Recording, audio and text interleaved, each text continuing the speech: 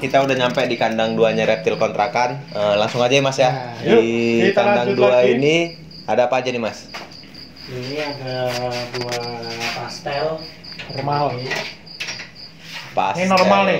Boa. Normal, tapi yang bersih yang biasa disebut pastel. Tadi kan di sana ada yang Iya, kecilnya. iya. Ini yang gede ya. Aslinya ini lebih bersih, warnanya lebih ke orange. Cuman ini mau shading. Mau shading ya Mas? Ini pastel boa. Iya. Ini umur berapa nih Mas? Ini umur 3 tahunan. 3 tahun. Jantan? Jantan. Terus apa lagi nih Mas? Ini tak pegang weh. Nanti handle yang besar aja. Oh yang besar aja. Ini juga pastel. Ini normal juga. Normal betul. Ini normal betina. Oh ini besar banget nih Mas. Ini berapa meter Mas? 2,5 2,5 meter itu sampai umur berapa itu? Ini 7 tahun ini. tahun. Udah lama ya Mas. Jangan-jangan ini yang paling tua di reptil kontrakan? Sebenarnya ada, cuman sudah pada wafat. Sudah pada wafat. Selain itu ada apa lagi nih Mas? Ini BCI normal. Ini BCI normal. BCI normal. BCI normal. Ini umur 7 tahunan. 7 tahunan betina. Udah ngasilin anak? Belum. Di sini belum ya? Baru mau Baru mau Lagi di. proses kawin ini. Wah, keren. Terus apa lagi nih Mas di sini Mas? Ini tak pegang WC. Ada. Ini normal juga pastel. Ini lagi hamil juga sama mau ngintip aja deh. Ini hamil ya? Ini Iya, hamil. ini ambil. Kalau hamil dia memang nggak boleh stres ya Mas Ya, ya? kayak yang di kandang 1 tadi, dia juga lagi apa? Ditutupin biar nggak stres. Oh, kirain kayak ularnya si Panji yang kobra-kobra aja ditutupin. Takut kayak kalau Venom. Takut Mas. Terus di bawah ini ada 2 nih mob. Mobnya Arabesque. Arabes, dia dominan. Arabesque itu. Iya. Aku baru dengar tuh Mas. Termasuk ya masih beberapa yang punya sih Arabes. Arabes. Ada sih cuman Ini juga mau Arabes. setting. Moset, jangan dipegang Mas. Nanti dia kayak yang tadi. Arabes ini mobnya dominan. Dominan ya? Dominan ya. Tadi ada dekor dominan, ada resesif, ada dominan. Dikawinin sama apa aja keluarnya Arabes juga. Arabes. Oh Nanti berarti. kita bahas lagi lah. Oh iya yang iya. masalah iya. gen. Abis itu ada lagi? Arabes. Pomotley. Ini ada Arabes juga tapi Itu kecil. juga Arabes tapi size-nya masih kecil. Yang ini. Ini Arabes bisa dilihat di sini. Karakternya preman. Ini juga setting sih, jadi daripada nanti atraksi lagi. Ini lagi mosetting juga. Jangan deket-deket, jangan deket-deket. Nanti kau di ini. Besok aku nggak punya kameramen lagi. Satu lagi ya Mas, ada satu lagi ya? Iya, masih ada satu. Satu lagi. Ini Pomotley. Ya, teman-teman kita bongkar dulu kandang keduanya dari reptil kontrakan sebelum kita bahas lebih jauh tentang boanya ya. Nah ini Ini Hypomotley Jungle. Hypomotley Jungle. Nah ini ada combo mob 3. 3 combo mob Jadi ya, Mas, ada ya? hypo kan ciri khasnya tadi toh, Mm-mm. warnanya oranye, terus Jungle, ada jungle-nya strip juga terus ada. ada hiponya. Bisa dilihat nggak apa-apa. Kalau ini nggak galak. Hypomotley Jungle. Motley Jungle. Yang unik dari Hypomotley Jungle ini apa nih Mas? Ini combo mob, dia combo mob 3 mob. Dia jungle-nya tuh ada stripnya tuh dekor. Dekornya strip, terus ada motley. Bersihnya yang sampai. Jadi motifnya ikut motley, warnanya ikut hypo. Jungle-nya juga ikut di motif. Jungle-nya tuh stripnya ada stripnya, motifnya acak.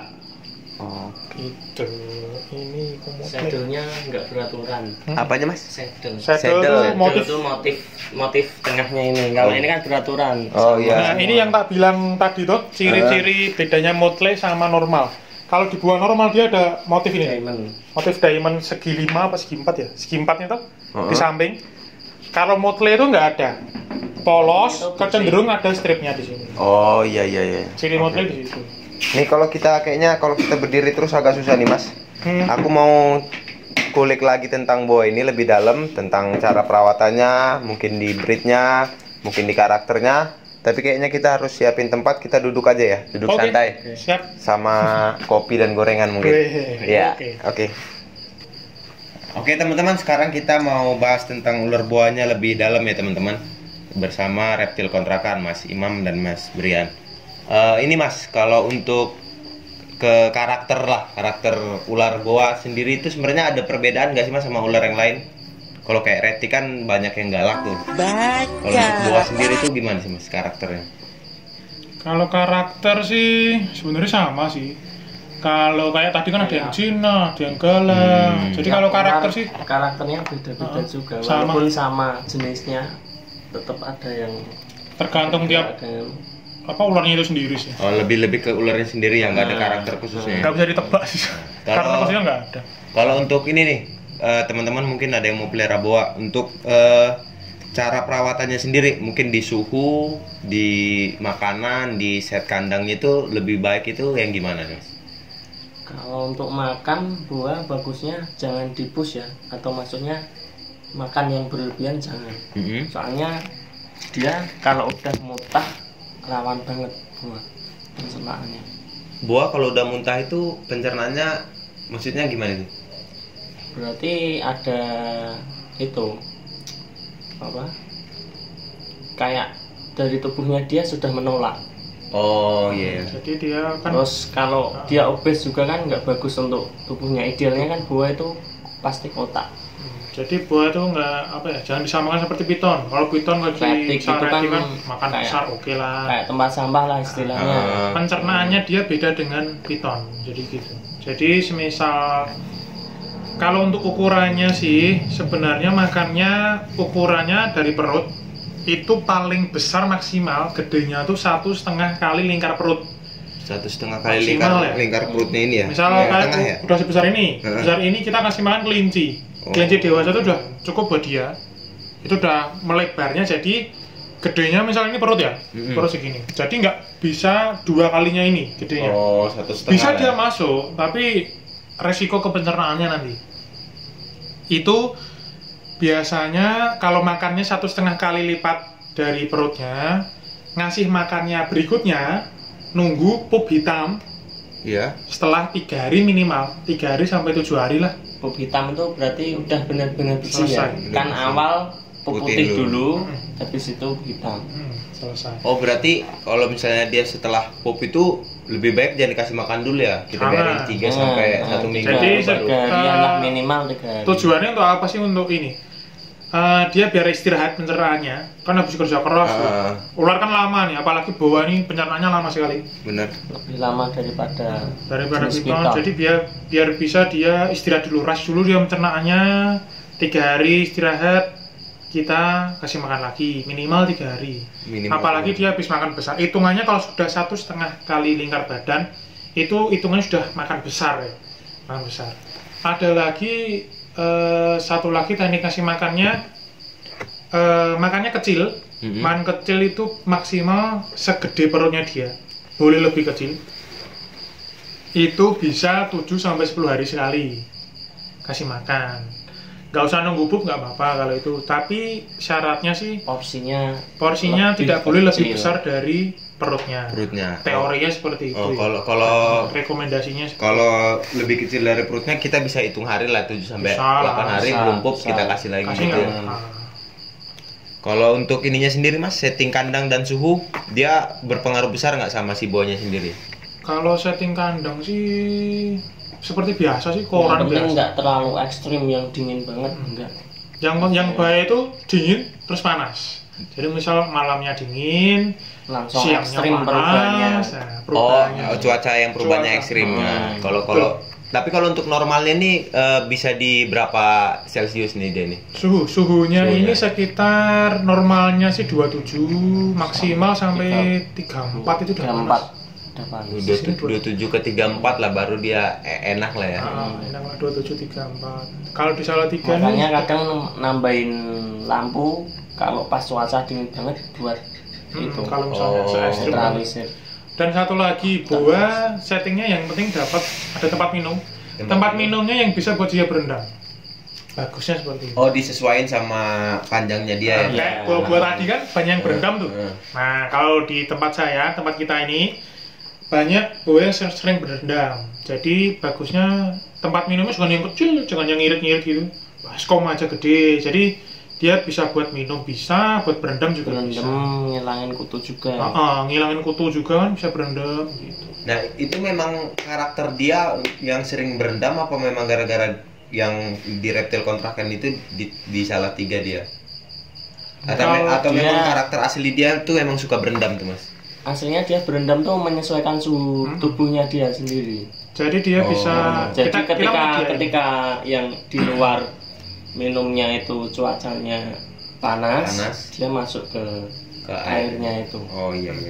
Dia bisa nyesuaiin suhunya sendiri. Jadi panas ya, dia nyemplung sendiri. Jadi kalau tempat minumnya kecil kan dia nggak bisa menyesuaikan.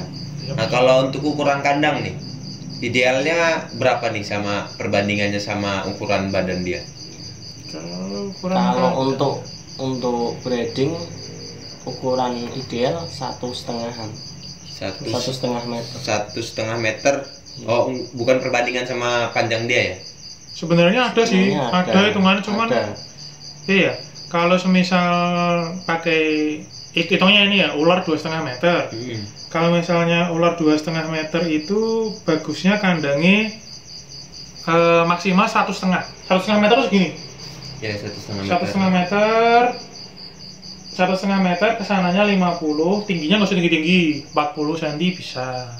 Cuman kalau untuk ukuran yang under 2 meter, saya di bawah 2 meter. Indukannya di bawah 2 meter itu 120 cukup. 120, 130 ke lebarnya ini sekitar 40, 50 nggak apa-apa. Tingginya nggak terlalu tinggi sih, soalnya buah kan bukan tipe yang pohon, jadi dia di bawah nggak apa-apa. Di bawah nggak apa-apa. Sebenarnya ada hitungannya sih, nanti ular segini tuh ada hitungan apa? Saya lupa hitungannya. Oh iya. Kalau untuk ini bawah sendiri dia umur dia itu bisa sampai berapa tahun sih? Umur tuh kayak pola makan bisa menentukan umur juga. Pola makannya berpengaruh sama umur. Nah, tadi bisa. Yang masalah di pus-pus tadi itu berpengaruh ke umur juga. Jadi efeknya itu jangka panjang. Kalau yang pernah kita piara ini paling tua sih ke 8 mau ke 9. Cuman 9 tahun ya. Cuman kalau baca-baca di buku-buku itu, buah tuh bisa sampai puluhan tahun. Oh bisa. Kalau menurut literatur dia bisa maksimal lebih. Cuman yang rekornya di sini 8 tahunan. 8 tahun. Kalau untuk kita misalnya kita mau membudidayakan ya, atau bahasa kerennya ngebreed buah. Umur yang ideal untuk jantan dan betina itu umur berapa tuh? Kalau jantan 3 tahun. 3 tahun, betina 4 tahun, 4,5 tahun. Patokan kita cuma untuk umur aja apa? Enggak. Sama ini fisik juga ya? Fisik juga perlu. Misalkan 3 tahun tapi fisik masih kecil ya jangan dipaksakan. Berarti tetap ke ini tadi juga ya, ngepus makan atau enggaknya tadi ya? Nah, itu. Kalau yang terpenting ya itu umur sih. Ngepus dan enggaknya itu kan berpengaruh ke obesitas. Oh, besar diameter dia ya? Diameter bukan ke panjangnya ya? Bukan. Nah, kalau kita mau ngebreed nih, sebenarnya yang harus kita siapin apa nih kalau untuk ular buah sendiri? Yang pertama fisik sih, fisiknya buah. Kalau kita di sini sebelum di breed, sebulan 2 bulan itu makanya kita lebihin. Itu buat jaga-jaga. Misalkan mogok makan. Oh, iya. Jadi soalnya kebanyakan, nggak semua sih, kebanyakan kalau buah hamil itu mogok makan. Dan kalau mau buah hamil kan tahu sendiri kita makannya nggak bergede lah. Kecil ya, malah lebih kecil. Ya. Kalau bisa seukuran kepalanya dia tuh. Gitu. Jadi persiapan fisik dari inilah induk-indukannya, apalagi yang betina. Jadi 1 bulan atau 2 bulan persiapan dulu, makanya dibanyakin. Istilahnya dipus lah, nggak apa-apa. Semua buat bangun badannya. Untuk mempersiapkan lemak-lemak yang di dalam tubuhnya itu ya selama dia hamil ya. 1-2 bulan tuh saya rasa kalau misalnya ngepus dia nggak bikin sampai obesitas. Kalau kita sih seringnya seperti itu. Persiapannya lebih bagusnya sebelum masuk ke kandang buat breed direndam bareng dulu. Direndam bareng. Istilahnya penjodohan gitu ya? Ya biar kenal dengan baunya dulu. Oh iya. Direndam bareng, masukin kandang, nanti semingguan dipisah lagi, 3 hari istirahat, nanti dimasukin lagi. Itu untuk jaga-jaga biar jantannya nggak kecapean, bisa mati juga kalau kecapean. Kalau pas jantannya birahi banget dia mau kawin terus, kadang dia tanpa istirahat bisa mati terus. Nah, masalah kandang juga itu juga mempengaruhi ke stamina. Jadi misal kandang gede, misal kandang 1,5 meter, sedangkan indukannya baru 1,8, jantannya 1,5 1,2. Nah itu kasihan jantannya apalagi lari-lari dia bisa kehabisan tenaga. Oh, berarti ukuran kandang mempengaruhi Betul. juga ya? Nggak boleh besar-besar. Nggak boleh terlalu besar. Kasihan jantannya gitu. Terus untuk teknik penggabungan sih banyak cara. Dulu sih kita banyak share di grup boa. Cuman sekarang grup boanya masih di-ban. Masih di-ban. Kita belum buat lagi, sebenarnya banyak file di sana. Banyak file ada dari teknik penggabungan. Jadi breeding itu banyak banget caranya. Kadang yang digabung juga bisa, ada yang gabung bisa, ada yang rendem. Masih banyak cara ya. Tergantung buahnya sendiri. Berarti kita lihat karakter juga ya. Ada yang digabung langsung mau, ada yang harus direndam dulu. Ada yang gabung bisa. Jadi teman-teman dibuat di Indonesia juga banyak teknik kok. Ada yang tekniknya seminggu gabung, 3 hari pisah ada. Ada yang tekniknya 3 hari gabung, 3 hari pisah ada. Ada yang sebelum gabung direndam terus digabung lagi, terus mau pisah direndam lagi. Banyak, tekniknya banyak sekali. Itu tergantung karakter buah masing-masing sih. Gitu. Nah kalau kita berbicara buah kan dia langsung keluar anaknya nih Mas ya. Keluar baby ular. Itu ada cara khusus nggak sih untuk nanganin si baby yang baru keluar ini? Oh, baby baru keluar. Biasanya kalau misalnya ini lahiran ya istilahnya kan lahiran. Ya, lahiran anaknya banyak. Kita pertama pisahin dulu. Harus segera langsung dipisah soalnya takutnya kegencet sama indukannya. Nah, itu masalah kandang juga. Kandangnya lebarnya kecil, dia kegencet. Ada juga yang kita sebelum hamil tuh kita kasih apa ya, kalau orang luar tuh suka kasih ini loh, kayak substrat, jadi kayak kulit, kayak potongan serutan pinus gitu bisa. Jadi dia biar anakannya enggak ke tindih-tindih induknya. Jadi sebaiknya sih tadi kan udah dijelaskan ya masalah hamilnya. Iya. Jadi kalau mau mendekati misal 120 hari, kita rajin pantau aja. Rajin pantau. Udah keluar atau belum Soalnya kalau udah pantau takutnya sih anaknya ketindih gitu. Tapi kalau kandangnya sesuai standar sih aman sih ya saya rasa. Terus kalau misalnya anak keluar sudah banyak ininya. Ada yok itu kayak cadangan makan di buahnya itu, kadang juga masih ada plasentanya. Kalau jadi semisal seperti di dalam telur tapi nggak ada cangkangnya, masih ada plasentanya gitu kan. Itu harus kita keluarin dari situ. Oh, harus kita bantu keluar. Betul. Kalau enggak nanti kehabisan oksigen di sana kan soalnya sudah dikeluarin. Kadang ada buah yang nggak kuat nyobek plasentanya itu kan. Dia harus dikeluarin, habis itu kita cuci. Ular anak-anaknya dibersihkan itu kandang pakai alas tisu dibasahin. Itu lebih bagusnya langsung kita soliterin satu-satu atau nggak apa-apa digabung dalam satu box? Digabung. Kalau saya digabung ya. Jadi bina yang penting kan kadang nanti ada hari-harinya tuh. Kadang masih yok tadi tuh yang saya masih nempel, masih ada, itu dipotong aja nggak apa-apa. Oh, dipotong aja nggak apa-apa. Dipotong sekitar 1 sampai 2 cm dari pusar. 1 sampai 2 cm. Nah, itu yang penting dibersihin, air hangat aja, suam kuku gitu, air hangat sudah dilap, ditaruh siapin kontainer aja, dikasih tisu di spray basah. Jangan basah-basah banget, yang penting lembab aja.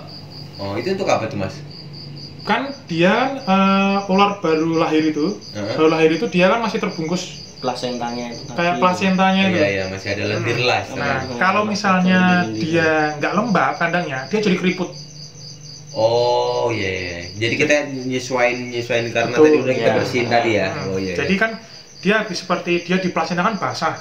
Kalau kita langsung keringin, kulitnya nanti keriput jadinya. Iya, Keriput kering dan bisa nanti gagal shading. Gagal shading. Nah, itu kita diemin aja. Terus kita cek aja, dicek tisunya aja. Misal tisunya sudah kotor, kita ganti, spray lagi. Yang penting dikasih di tisu yang dibasahin itu sampai dia shading. Sampai Shading pertama. Shading pertama. Itu biasanya sekitar 10 harian. Itu belum makan ya? Belum makan. Belum. Belum. Gak usah kasih makan dulu. Tes makan tuh habis shading pertama. Kalau mau tes dia makan. setelah shading baru kita bisa coba-coba dia kasih makan. Iya, betul. Jadi misalnya juga kan ketahuan kok misal gabung jadi satu, misal ada 10 ekor, ada yang shading satu, pasti warnanya lebih cerah. Beda kayak yang lain kan kusem-kusem. Itu tinggal pisah. Nah, itu mulai dipisah satu-satu. Dan itu langsung pisah kertas saja. Dan langsung alasnya alas kering, minum, alas kering sama. Yang penting ada minum. Oh, soliterinnya itu pas nanti dia kalau sudah shading itu ya? Shading pertama. Baru kita soliterin ya? Iya, betul. Iya. Kalau sudah mulai shading baru kita pisah satu-satu. Selama belum shading kalau kita digabung terus. Nah, cuman kalau ada pas orangnya koper ya satu-satu sudah selesai. Udah, kalau punya waktu lah istilahnya. Kalau Waktu dan tempatnya. Ya, tempatnya itu. Untuk boa sendiri itu bisa sampai keluarin berapa banyak sih, Mas?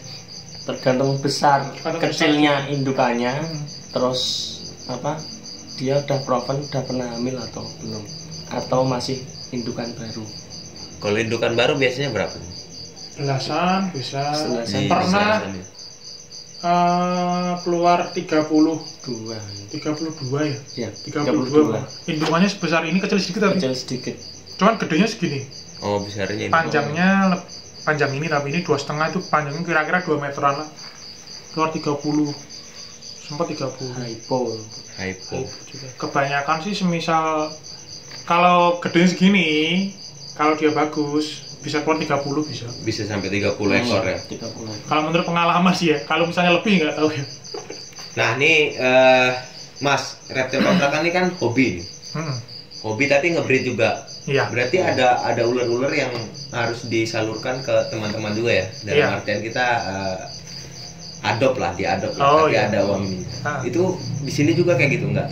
Iya sih, kita kebanyakan nanti misal kita sering jual, disebut jualan tuh kalau misal lagi panen gitu tuh. Oh, kalau Jadi misal yang ngambil juga paling teman-teman terdekat gitu.